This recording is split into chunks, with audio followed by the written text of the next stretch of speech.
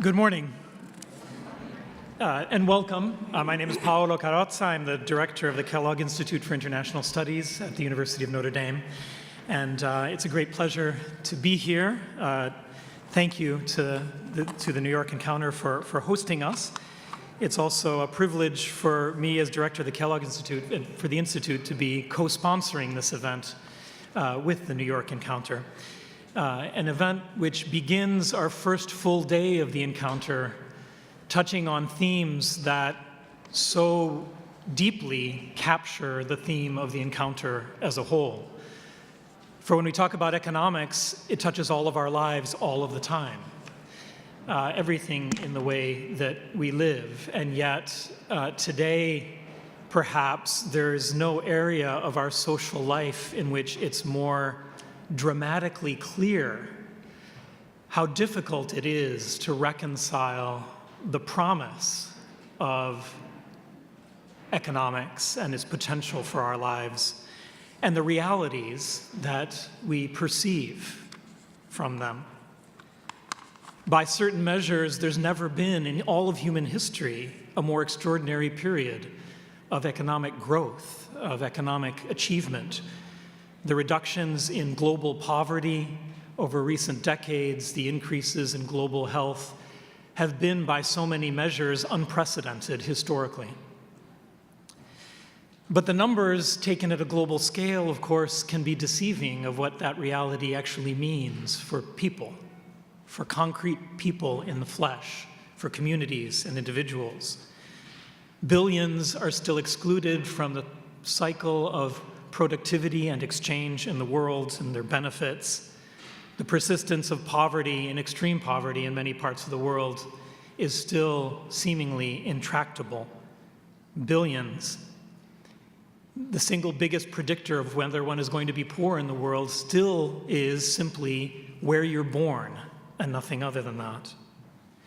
And it's a problem that is not true just in poorer regions of the world, distant from us here in New York City, but rather are here at our doorstep and in our households everywhere that we are.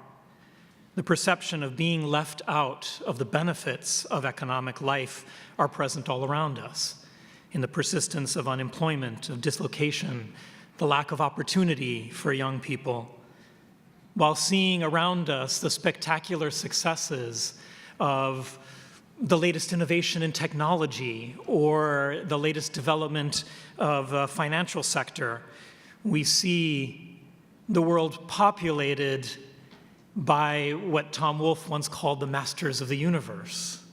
And yet, all those latest achievements can hide and obscure the deep malaise, the lack of purpose and desire and hope that affects so many in relationship to economics and economic life. And it's not just a question of income levels either, of course. We add to the problem of poverty in economic terms, in a strict sense, the problems of our incapacity to care for the environment, to educate, to ensure genuine political participation and basic justice and dignity for all, to sustain the conditions of healthy family life, to aid refugees and migrants in the world. In short, all of the ways in which our economic life can and ought to be constructing and maintaining the common good seem instead to be precarious. It is undoubtedly for these reasons that Pope Francis has made it a central theme of his pontificate to decry the failures of our economic systems and practices to serve authentically human purposes. And he makes it clear that it is not just a question of better systems or more advanced technologies and techniques, but he makes it clear that the central problem for us is a lack of care for the human being, the absence of the centrality of the human dimension in our lives. He emphasizes that we need to accept the limits of reality and work with reality, rather than seeking a kind of progress that represents only the illusion of increases in human power over the material world. The root of the problem, Francis says, is, quote, a reductionism of human life, which affects every aspect of human and social life.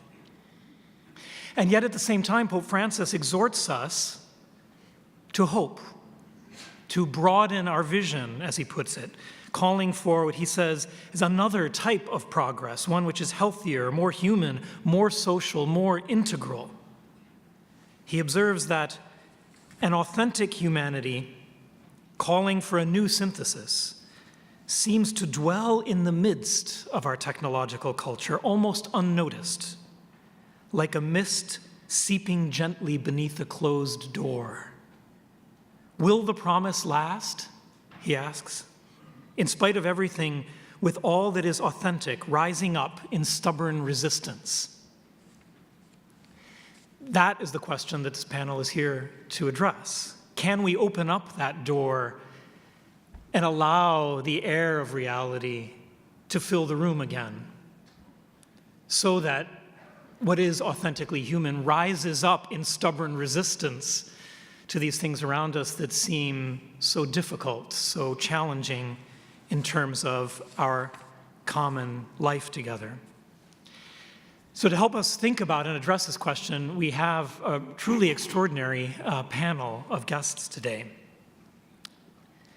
I will introduce them in the order in which they'll speak now, and then we'll have a little conversation here among us for the remainder of the hour. Immediately to my left is Joseph Kubosky, the Seng Foundation Professor of Economics at the University of Notre Dame, a fellow of the Kellogg Institute. Joe is a very distinguished scholar of international economic development, the winner of the prestigious Frisch Medal in economics. He's published many scholarly articles in journals, consulted with the Federal Reserve banks, the World Bank, the International Monetary Fund, and is a great friend. Thank you for being here, Joe.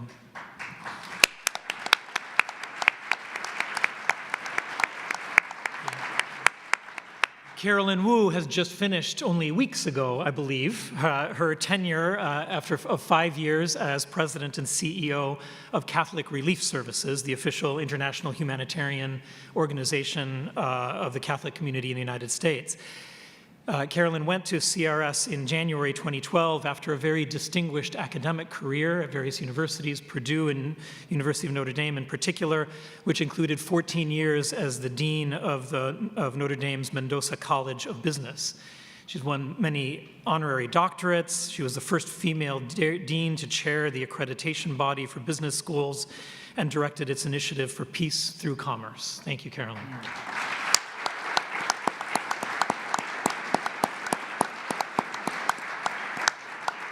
And third, we'll hear from Brian Grimm, the president of the Religious Freedom and Business Foundation, and a leading expert on international religious demography and the socioeconomic impact of restrictions on religious freedom throughout the world. Brian recently served as chair of the World Economic Forum's Global Agenda Council on the role of faith. And prior to becoming the president of the Religious Freedom and Business Foundation, he directed the largest social science research effort ever made to collect and analyze global data on religion through the Pew Research Center. He worked for 2 decades as an educator in various parts of the world, and we're grateful to have you here, Brian. Thank you.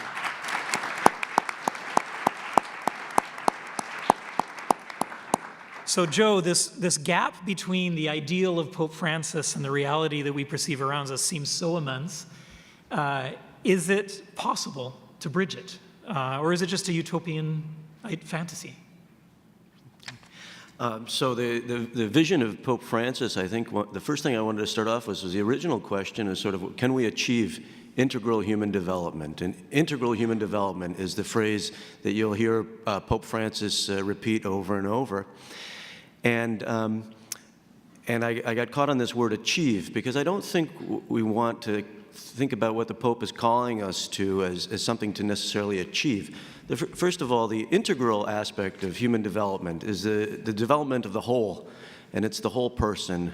It means bodily, in terms of physical needs, psychological needs, mental development, social development, but ultimately spiritual development as well. That's the whole person, and then it's the whole society, meaning all elements of society. So growing, and the spiritual element is growing in communion with God, but also in communion with others, and as a society growing together. And that is not something that we necessarily can achieve ourselves. We can make progress toward it.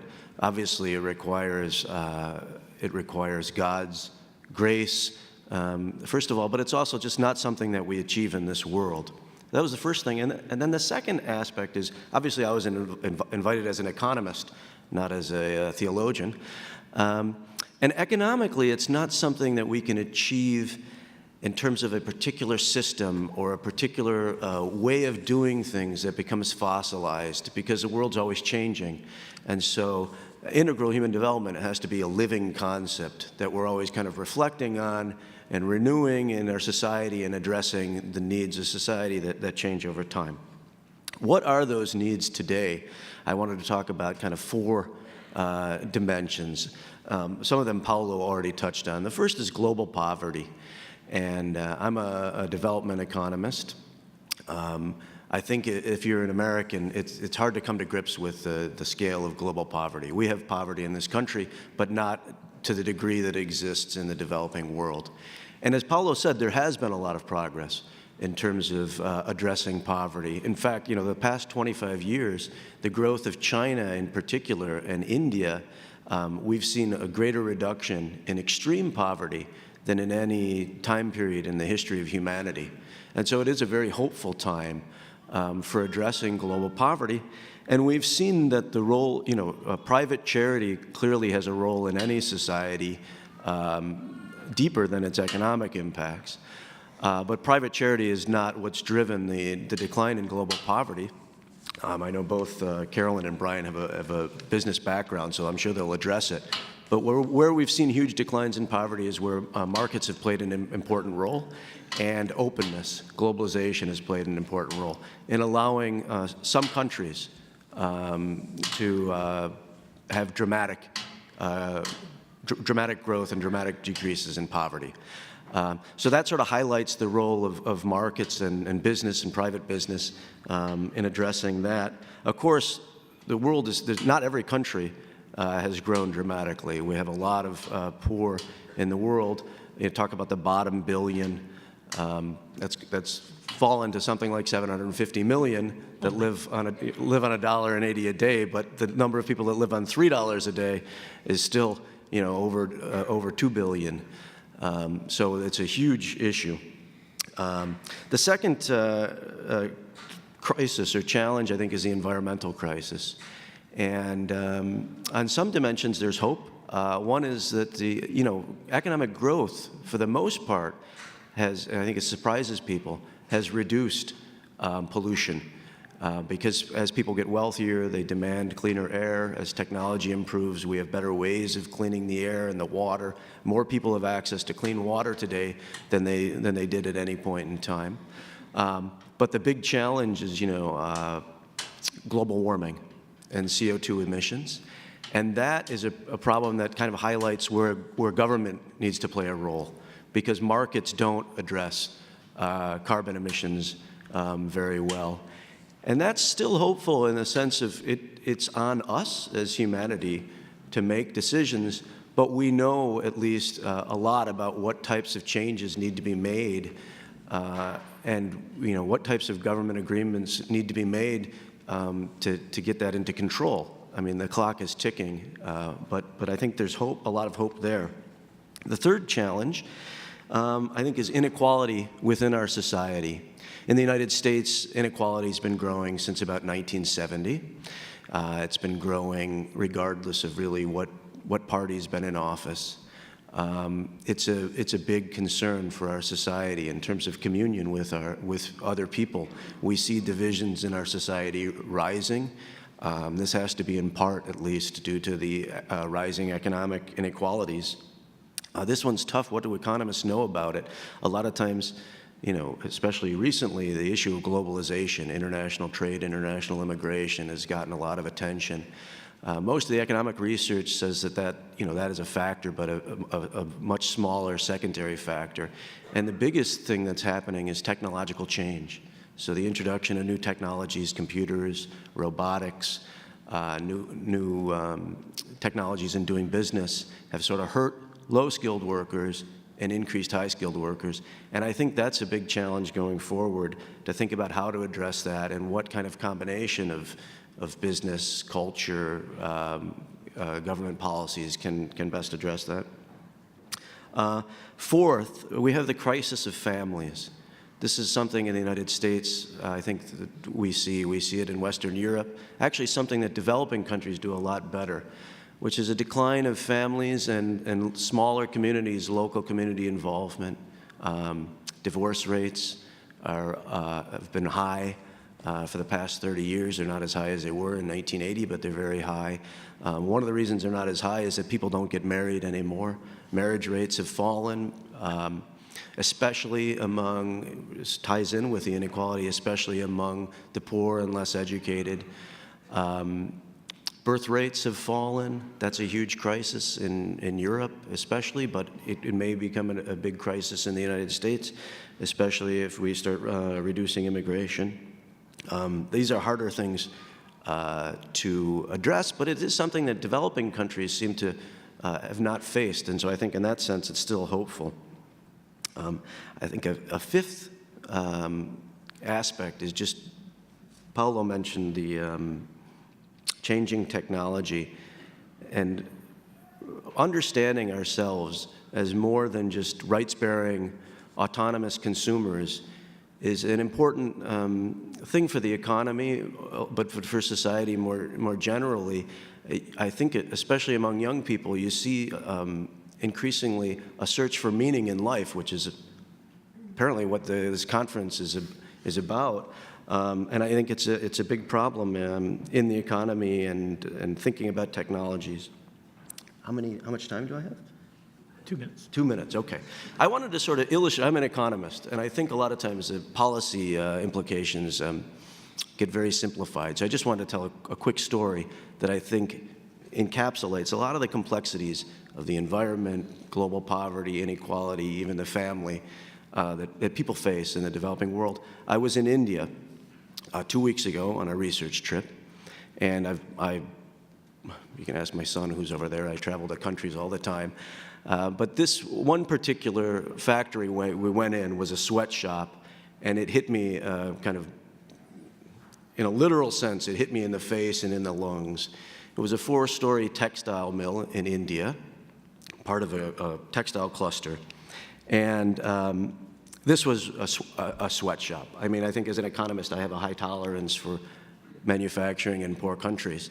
But this was, something where when we got to the top level, I could hardly breathe, for the 5 minutes that we were there, because what they had was a boiler to generate their own energy inside the factory, a leaky boiler. So you have smoke kind of everywhere, ash everywhere.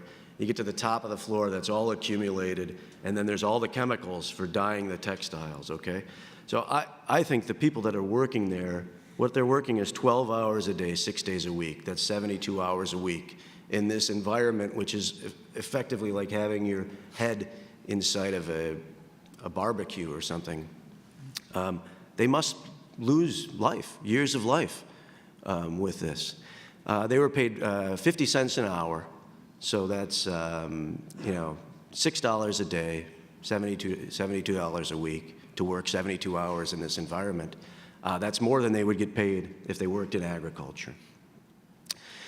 What struck me was that earlier in the day, we had visited a factory. A person had a business idea to generate steam centrally and to then pump out the steam so people wouldn't have to have the boilers, low technology boilers, dirty technologies in their own factories.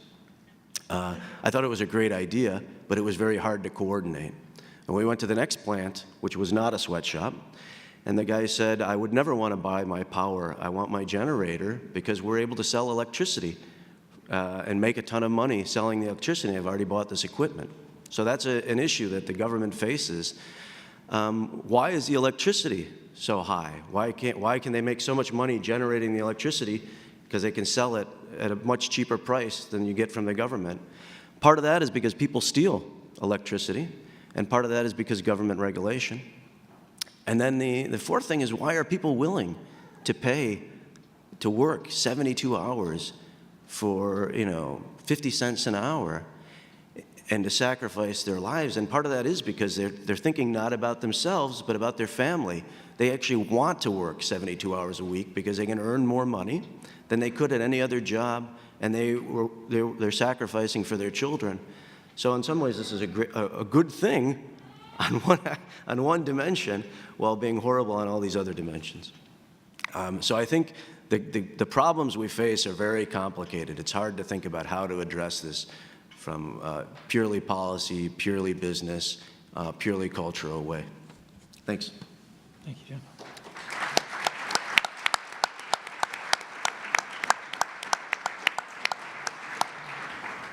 Carolyn. Yeah, well, how do I follow? I just want to say, first of all, I want to start with the theme of the conference. And also thank you for Communion and Liberation for putting on this, and the Kellogg Institute for sponsoring this. Reality has never betrayed me. I agree with that statement, but not totally understand. In the work that I did at CRS, we worked with 100 million people a year in the midst of the most depraved and deprived conditions. Sometimes I explain that oftentimes I stand at the foot of the cross, the way that I see people suffering. That reality is heartbreaking, and it just tears you apart.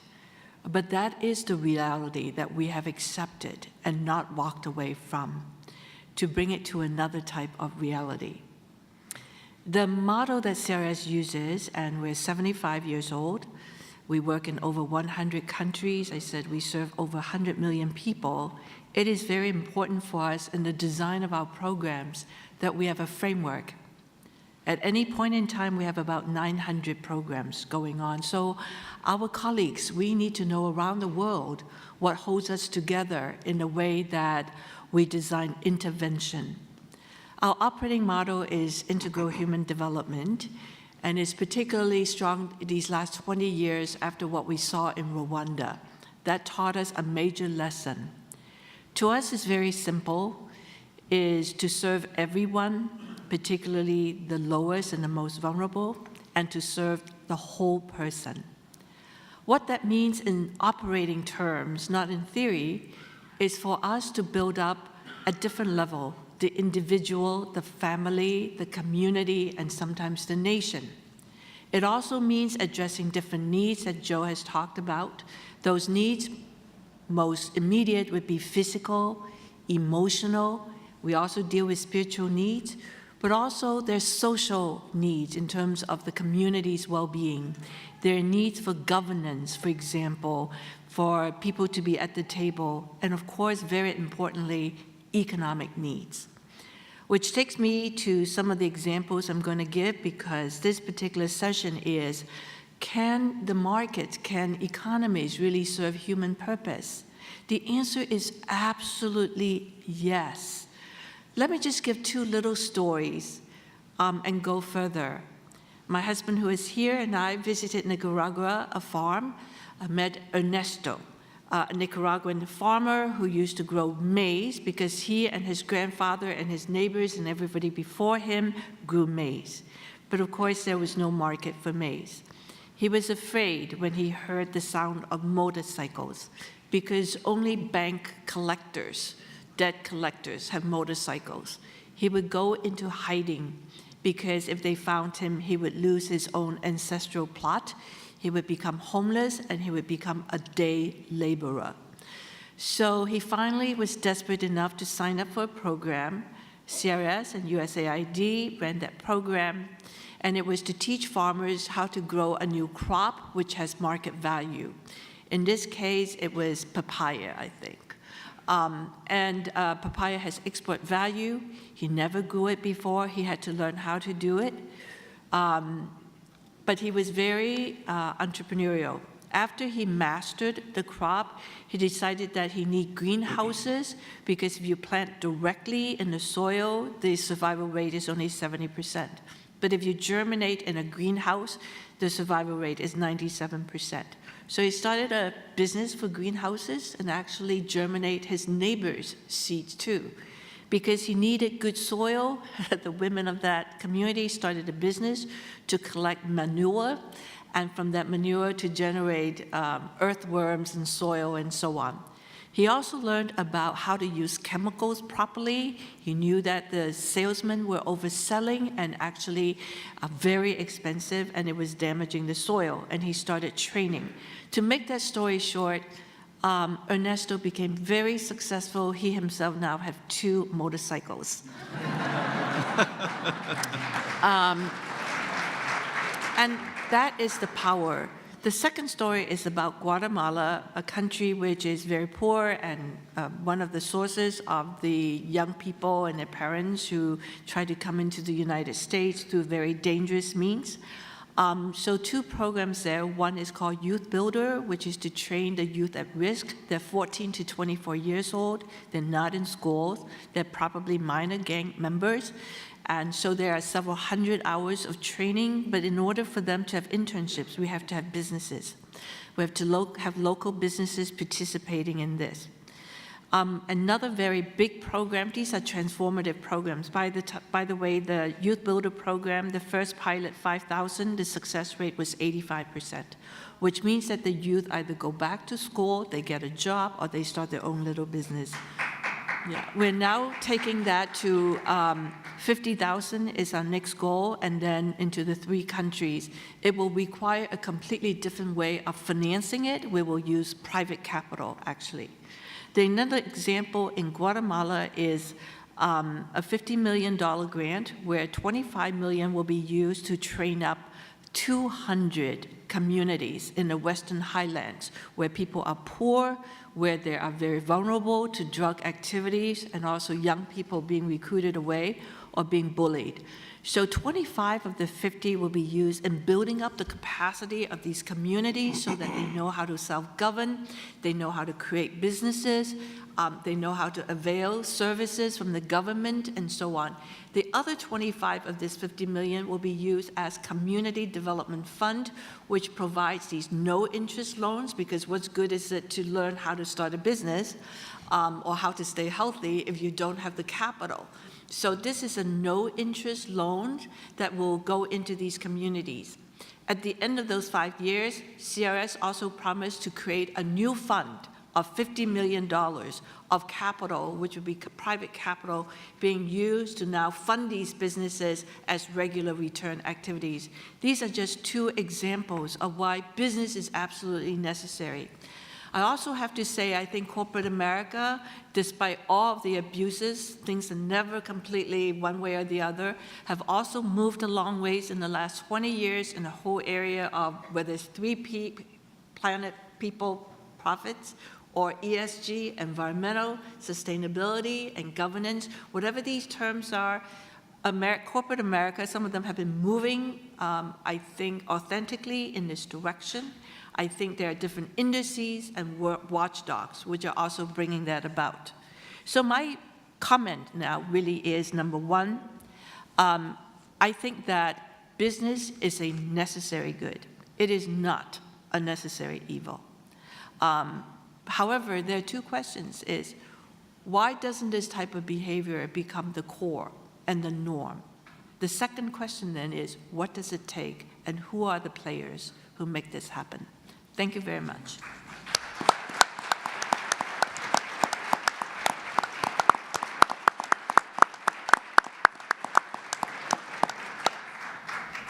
Brian, please.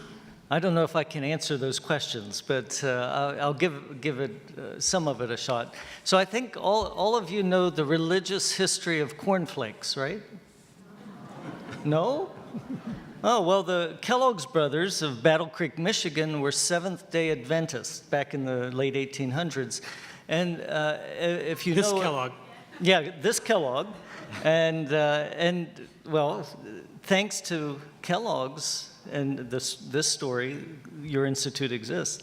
So the Kellogg's brothers, Seventh-day Adventists, if you know something about Seventh-day Adventists, they're vegetarians nearly.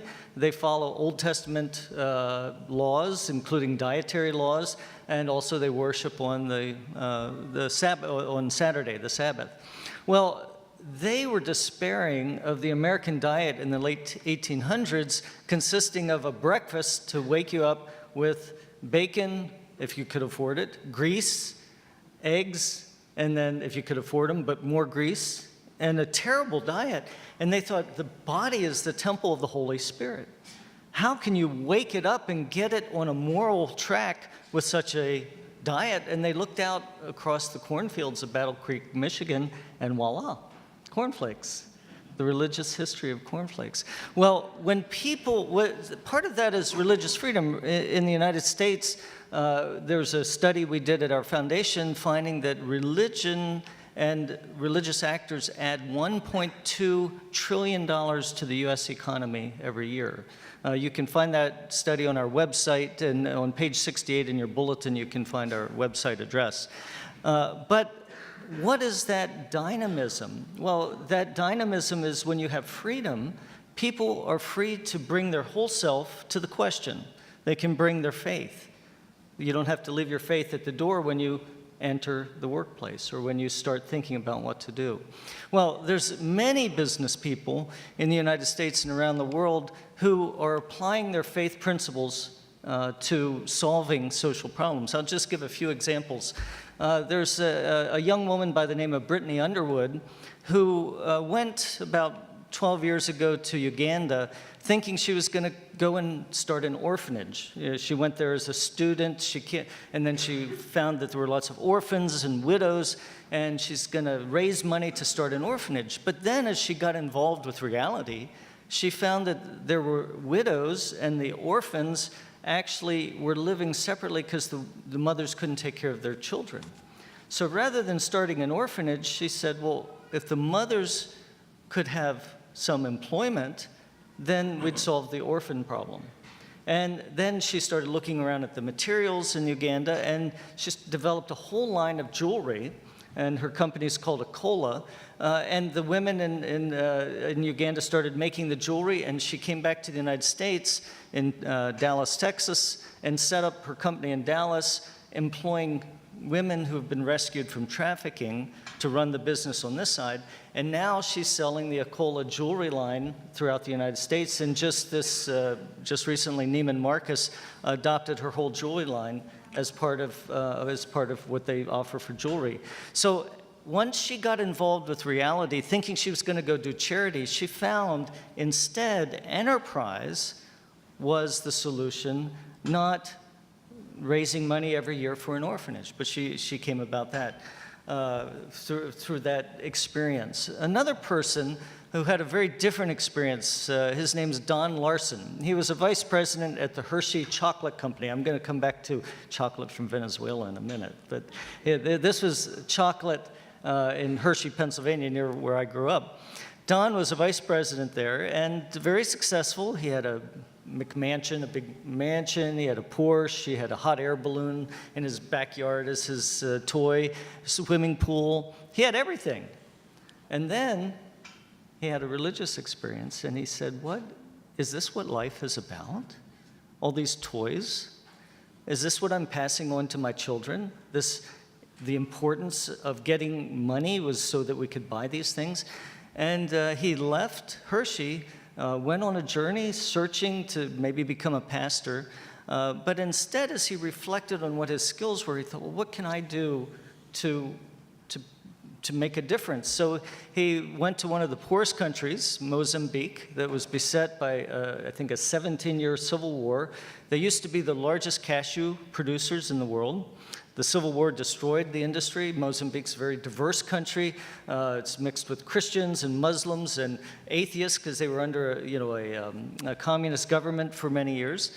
And so he came in and he thought, I can use my know-how to bring back to Mozambique the cashew business. But from his religious conviction, he said, I'm going to do it in a different way. Now, Catholics, I don't know how Catholics are tied to tithing. You know what tithing is. You should give 10% of what you make, back. Well, Don Larson, so he went even more radical. He said, I'm going to do a reverse tithe, and 90% of everything I make in this business goes back to Mozambique. Not 10%, 90%. So he started this company, and instead of buying up the cashews and bringing them to the United States and then roasting them here and selling them, he said, I'm going to do it all in Mozambique. So he set up a roasting factory, state-of-the-art, and then instead of buying up cashew trees and developing his own farms, he empowered local families, local businesses by getting them to use their cashew trees that are in their backyard, and then they'd become his suppliers. So spreading out the wealth back through the supply chain, and then roasting them. And all of his employees are widows or orphans from the war, empowering them, packages them, seals them up, and then puts them on a container ship, and then they come to Baltimore Harbor, and then they're shipped on trucks to a distribution center just outside of Harrisburg, Pennsylvania, that's all mechanized, and then they're sent around the states. So all the large supermarkets, including Whole Foods, Giant, Heb in Texas, are now carrying what's called Sunshine Nuts. And without knowing it, if you've ever bought Sunshine Nuts, you're participating in a faith enterprise that's empowering people and bringing hope. So these are some of the things that people around the world are doing.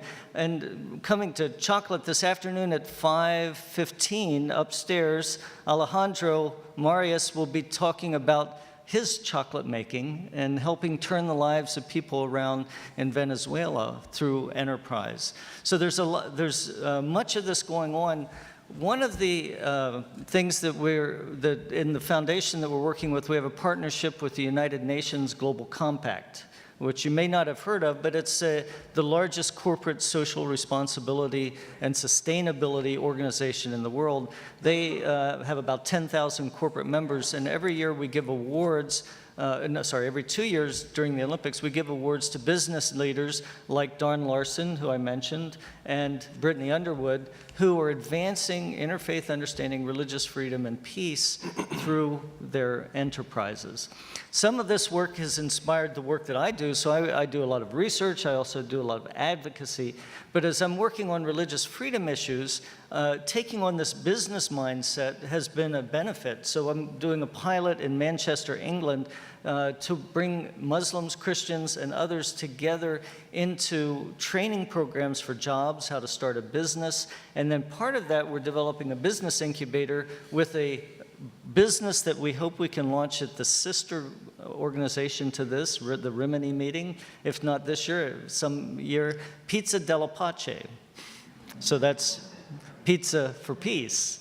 And it's a refugee, so in Manchester we have a Syrian refugee, and a local person who needs a job working together on a pizza truck, making pizzas with some authentic Syrian flavor or Middle Eastern flavor. So you've all heard of falafel, right?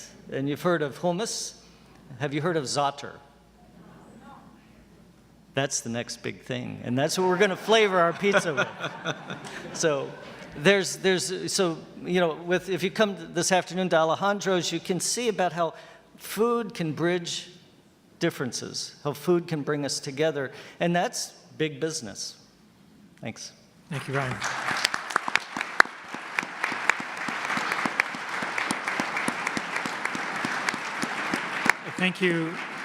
Thank you all three of you for some really provocative, in the best sense of the word, food for thought about this question. And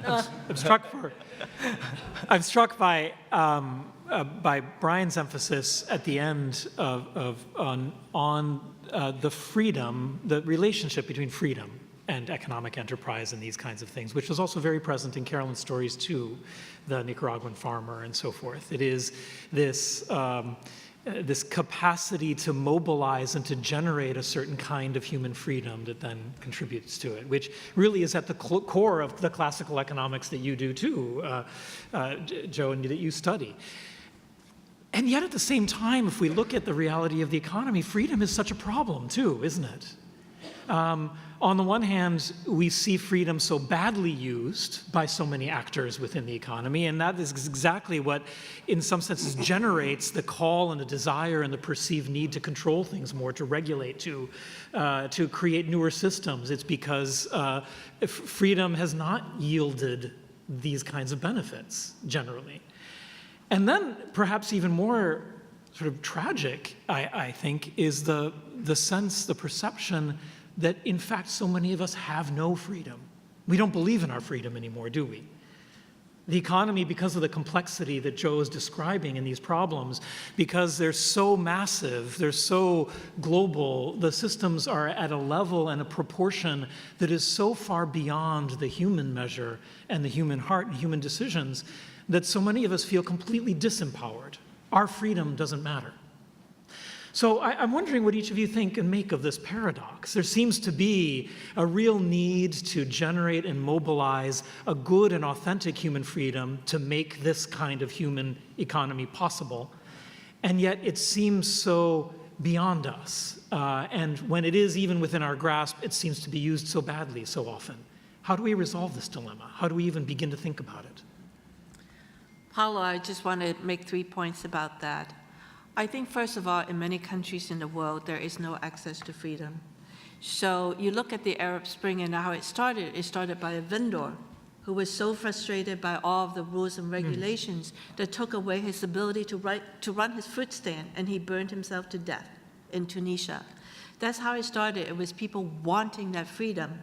But of course, one of the aftermath of Arab Spring is the suppression of freedom, which is what you're seeing now in many different countries. So I think the first point I want to make is that in a lot of countries, and actually now worse so, is the suppression of that freedom, whether, in a lot of different countries. The second one is that I think that in countries where there is freedom, people's capacity to access what is theirs is underdeveloped. And so that's a capacity building issue for a lot of very poor communities where conflict is not the issue.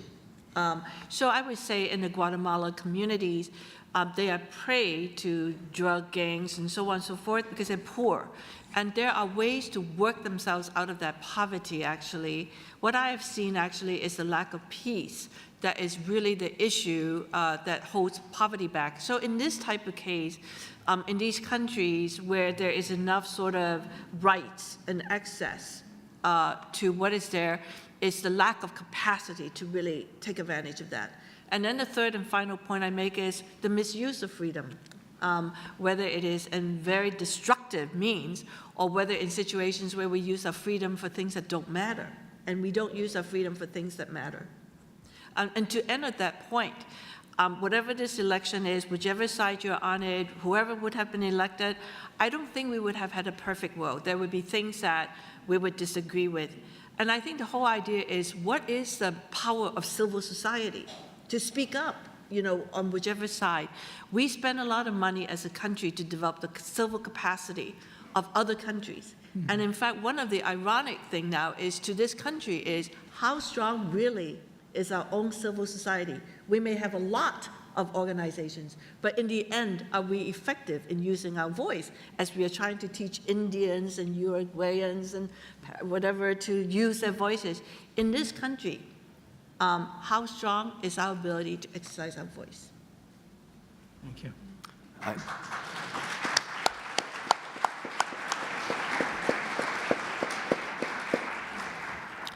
I teach a class on economics and Catholic social thought, and I wanted to address this question. I mentioned a view of man as an autonomous, rights-bearing consumer, and I think the idea of freedom that we have is autonomy and rights-bearing, and that's a bit of a distortion in freedom.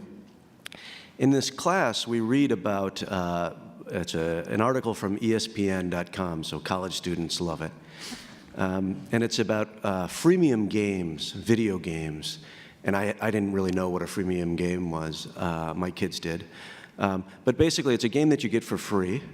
But then if you want to sort of go on to the next level, you have to pay for it. Or if you want to kind of open all the features, you have to pay for it.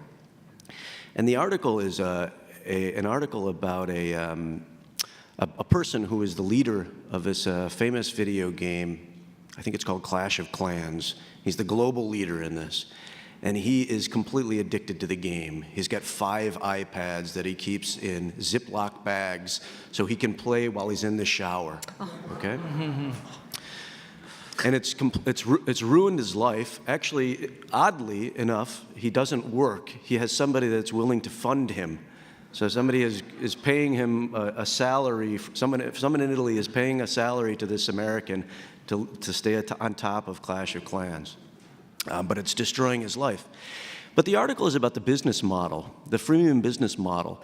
And the business model is essentially they raise 90% of their revenue on about 5 to 10% of the consumers. So it's really, they're going after the addicted person, okay? And they are using technology and all of the new methods in data science to figure out exactly what they need to do so that this person never puts down his or her 5 iPads and keeps playing and keeps spending. It's an odd business model. But when we're talking about the freedom, on one level, we have less freedom than we think. There's nothing forcing this person. There's no violation of his rights. There's no violation of his autonomy. But no one would ever think that this person is free, right? He doesn't have the self-discipline. An addicted person, for example, is not free. And he's not free to have a life with much more meaning than being the top person in this video game. But the second thing is, in many ways, we do have more freedom. Because the second part of the article, and the thing that really gets the undergraduates, is to find out that this guy breaks his addiction. He finally gets help. He gets out of the addiction. And you know what he does? He goes to work for not the same company, but almost an identical company, the competition, because he knows so much about addiction, about how to get people involved. Yeah. And so everybody in the class hates this guy when we're talking about him. But I said, he's a human being. But his argument is to say, look, if I didn't do it, somebody else would. And that's the argument of these business people, is to say, look, if we don't make the money off of these 10%, we're going to get driven out of business anyway, and somebody else is going to make this. And that's a second distorted view of freedom. And I think a lot of people in the world don't realize the amount of freedom they have. Business leaders, my students, they're always torn. Do I satisfy my parents by going to Wall Street, or do I satisfy my parents by volunteering in an orphanage in Uganda? And these are the only 2 ways of life that I can think, that satisfy all the demands on me. They have all the advantages in the world, but they don't consider themselves very free. But I think these examples that Carolyn and Brian bring up show us that we as business leaders and human beings have freedom. When we talk about markets, when we talk about governments, markets are not something that exists outside of human beings making actions. Governments are not something that exists about human beings making actions, making the right choices. So, thanks.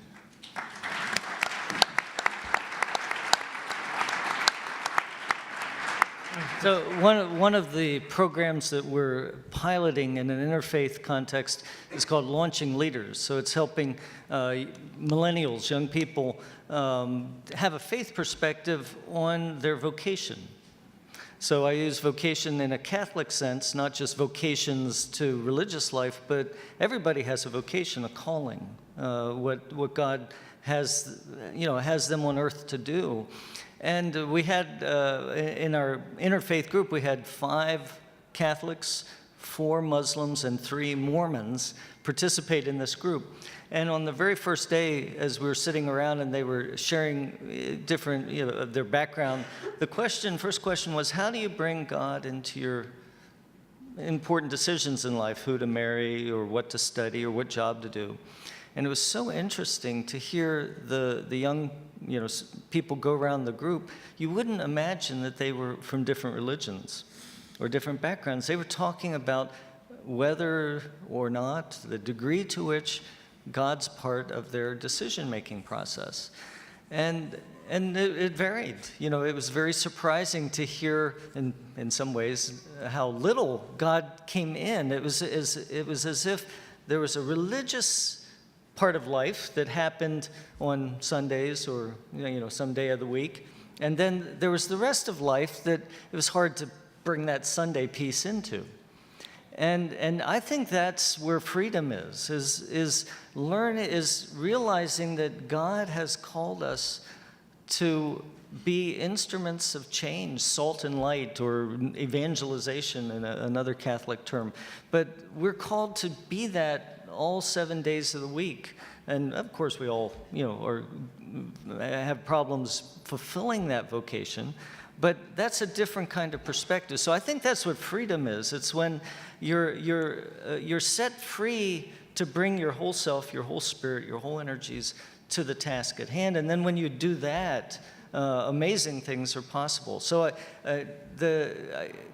I work in the area of religious freedom, and many people define religious freedom in very simplistic terms, such as, well, it means the separation of church and state, or it means that the government doesn't interfere with something a religious organization is doing. But I think religious freedom is so much bigger. Religious freedom is important because it sets people of faith free to do good in everything they do. So I think that's, freedom begins with that inner transformation and being motivated every day of the week to make a difference. Thank you.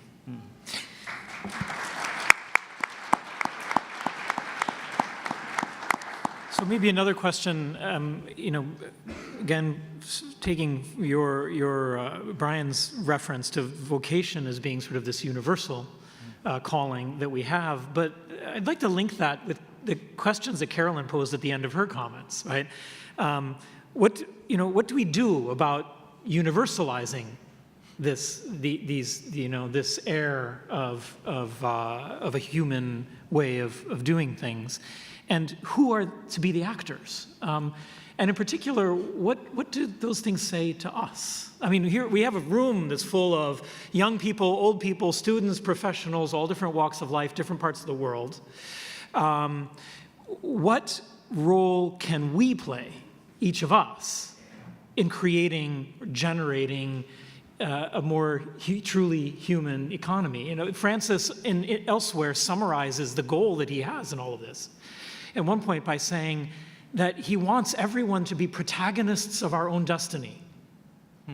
Right?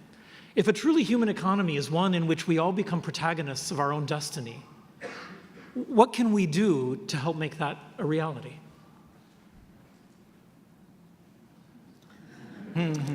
I posed that question, and I'm going to give a brief, quick answers. I actually also have many lives. So one life is development life, one life is actually corporate life. I work with a lot of corporations, and I serve on a few corporate boards. I think we underestimate our power as consumers, first of all. I remember going to Ethiopia and finding out how flower farms really work and how they induce a higher rate of cancer. When I came back, I would not buy flowers from big boxes. It used to be a long stem rose is $3.50 in the 80s or something. Now you could buy a bunch of 15 roses for $15. And another example is shrimp and seafood. There's a lot of slave labor actually embedded in that. For all of you who have a retirement portfolio, have you ever asked, what are the investments inside that portfolio? Are you actually holding, through various intermediaries, those of you who are against carbon, are you holding a lot of oil company stocks shares without even knowing it? Companies are most responsive to their investors and their consumers. The government also plays a role, but it is not the only actor in this instance. I was thinking of, we are the salt of the earth. That's, been true for centuries, and I think that that's what we face today. I mentioned two ways. One is the two crises that we had. One is a crisis in the family, and the other is the ecological crisis. And I think, those are both ways in which we are the salt of the earth. One way we can do it, I'm a teacher. We can teach people, but we teach people in all aspects of our everyday life, right? But one part that in particular is in the raising of our children, in our family life. We form people that view life in a different way, and I think it needs committed people It can't just be a superficial ad campaign. So I think strengthening families and communities is very important, and the church's role is very important. A second thing, Pope Francis, when in Laudato Si, he talks a lot about consumer choices. And I guess a lot of people think that that's a very naive way to address the ecological problems.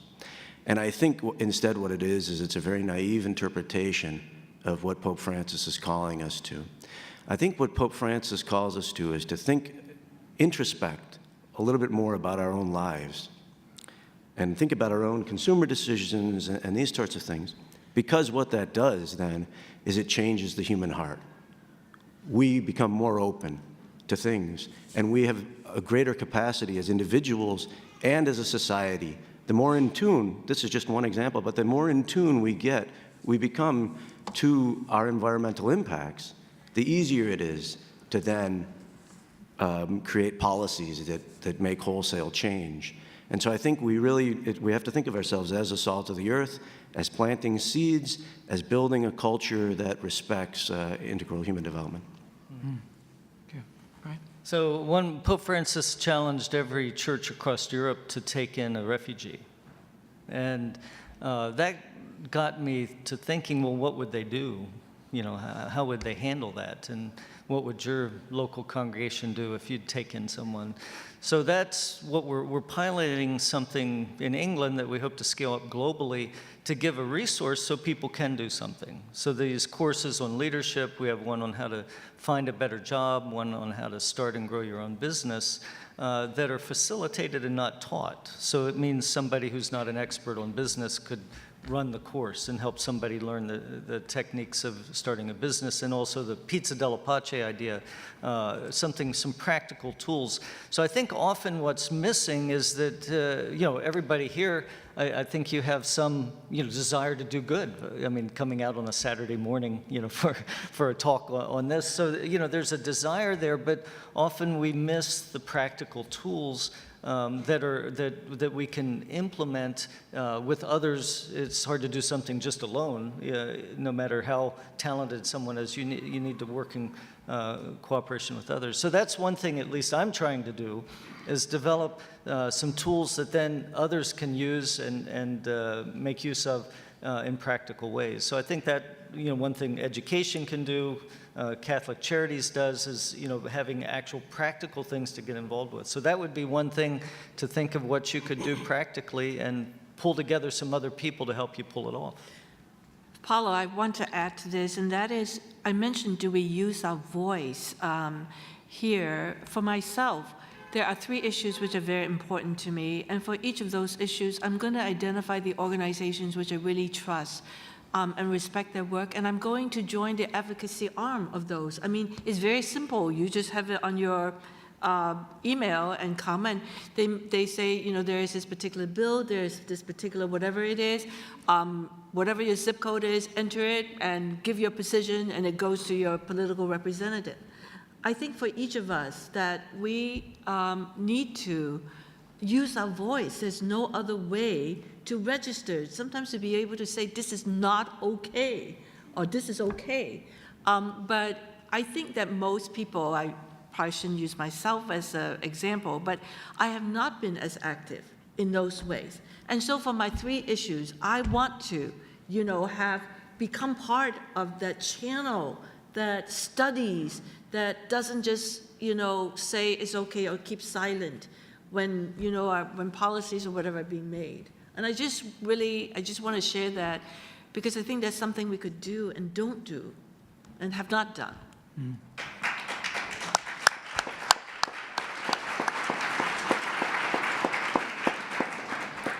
I think, Carolyn, that gets really to the heart of what a more truly human economy really means at the end as well, right? Because what seems clear from not just what the Pope has been exhorting us to, but the entire tradition of Catholic thought about economics, at least, and humanist thought about economics is of course that we can't merely be material beneficiaries of some sort of economic process. We have to be participants in it for it to be human. To be human is to be engaging our reason, our freedom, to be active, to be these protagonists, to be participants in an authentic sense in it. And I was also struck along the same veins, your comment, Joe, about the human heart, that it is a question of participating with everything that is human in us, in the activity that sustains us, that sustains our communities, that benefits others. And as Father Giussani famously said, the forces that change the human heart and the forces that change history, in the end, are the same. And so in order to change the economy, to make possible an economy with a more truly human purpose, there needs to be a change of the human heart at the end as well. And how do we do that in turn? All of your stories, this whole event, the name of the event itself, the witness that we heard last night from Richard Cabral, all gives, in some senses, evidence that that change begins with an encounter, with a human encounter, not with something impersonal, not with forces and systems that are beyond us, but with something that is capable of awakening us a desire in the heart that then makes it possible to truly be participants in the reality before us and not deny it. So I wish we had more time to explore that here. We do throughout the rest of the weekend, but the conversation, unfortunately, right now is limited by time. And so the only thing that's left for us is to please thank our distinguished guests for helping us.